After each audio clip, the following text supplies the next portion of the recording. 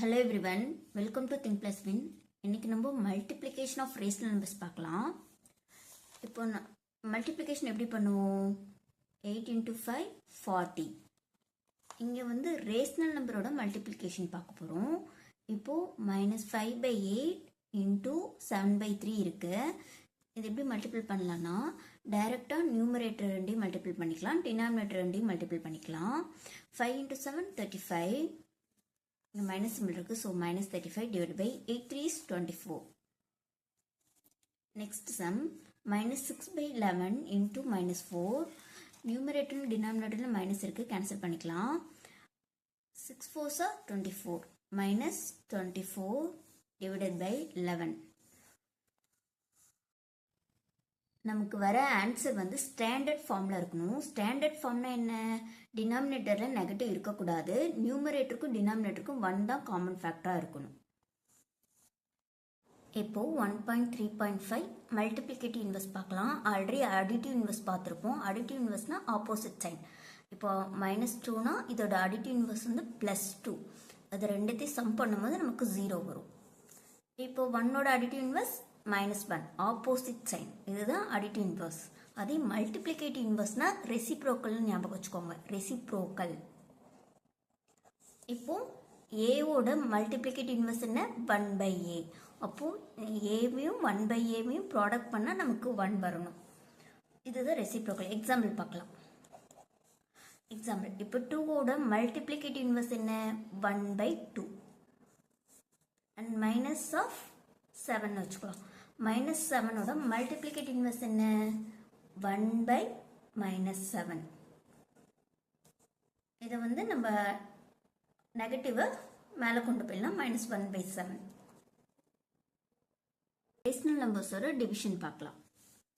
Divide 7 by -8 by -3 divided by 4. இப்போ 7 divided by -8, 8 நம்ம நியூமரேட்டரில் மைனஸ் எடுத்துட்டு போயிடலாம்.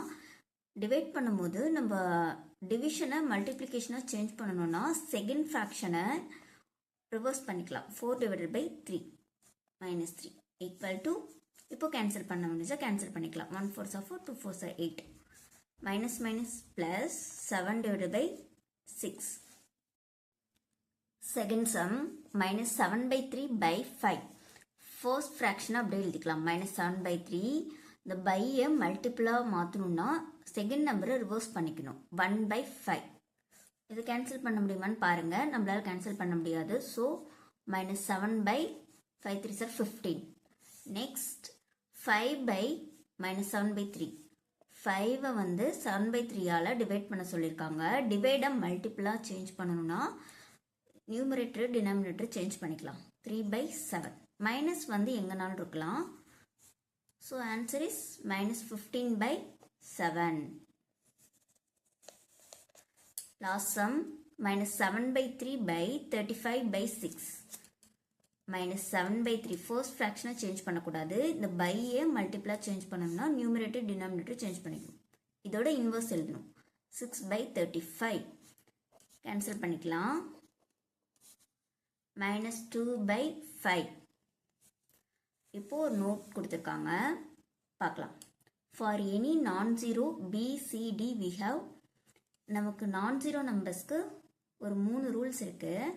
இப்போ A/B டிவைடட் பை சியை நம்ம எப்படி எழுதலாம்னா A/B இந்த டிவிஷனை மல்டிப்ளிகேஷனாக சேஞ்ச் பண்ணிக்கலாம். மல்டிப்ளிகேஷனாக சேஞ்ச் பண்ணால் சியோட இன்வர்ஸ் எழுதணும், 1/c. ஸோ நமக்கு A/BC கிடைக்கும். இப்போ A டிவைடட் பை B/C கொடுத்துருக்காங்க. ஏவை அப்படியே வச்சுக்கலாம். டிவைட்ஸனை மல்டிப்ளிகேஷனாக சேஞ்ச் பண்ணலாம். ஸோ B/Cயோட இன்வர்ஸ் எழுதிக்கணும், C/B, which is equal to AC/B.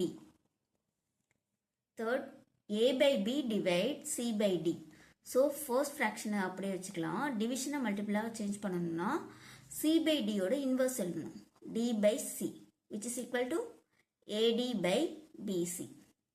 Okay friends, thank you. Next வீடியோவில் பார்க்கலாம்.